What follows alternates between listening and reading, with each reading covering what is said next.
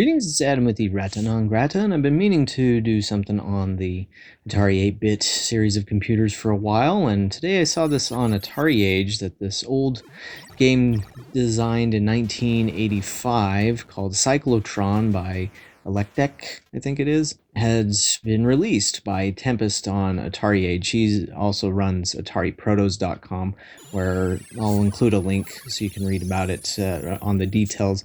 He covers a lot of prototypes and unreleased games, and I've been meaning to actually do some videos based on some of the stuff he has on there.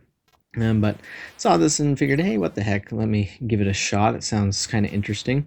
And so this game, as you probably should have been able to tell to some degree, is kind of like Robotron 2084, but it's definitely unique.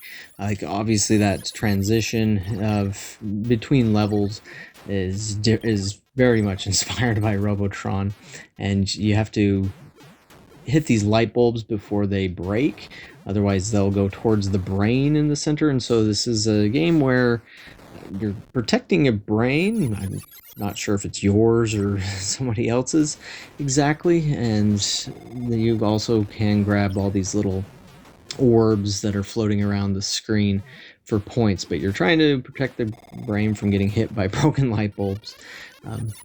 Definitely a little odd of a concept, and the way that you fire takes some getting used to as well, since it goes out in this circular pattern and then the orbs will orbit around the brain. And so in Tempest on Atari Protos mentioned that it's kind of like Atari's Quantum in that sense too, where you have all these tiny objects that you have to grab or stop and everything. But for a game that's essentially a clone of Robotron, but I guess it's not really fair to call it a clone.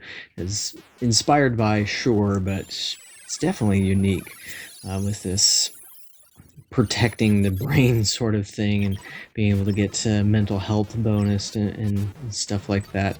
And so why wasn't it released? Well, probably just because in 1985, I guess it wasn't exactly the best year to be going after stuff on the 8-bit. Then again, there was the Atari 65XE computer that had been released around the same time as the Atari ST, and then the XEGS would come out a couple of years later, but you couldn't wait for something that would happen a couple of years from then.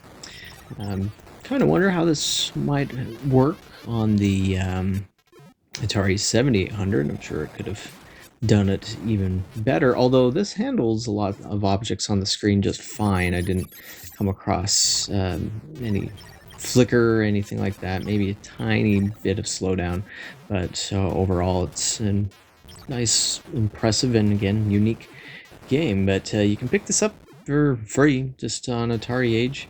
You can find it there, and I guess there are other versions of it that have been floating around out there, although this appears to be the most complete. But yeah, that's Psyclotron, and so thanks for watching this one, and stay tuned for more Atari goodness.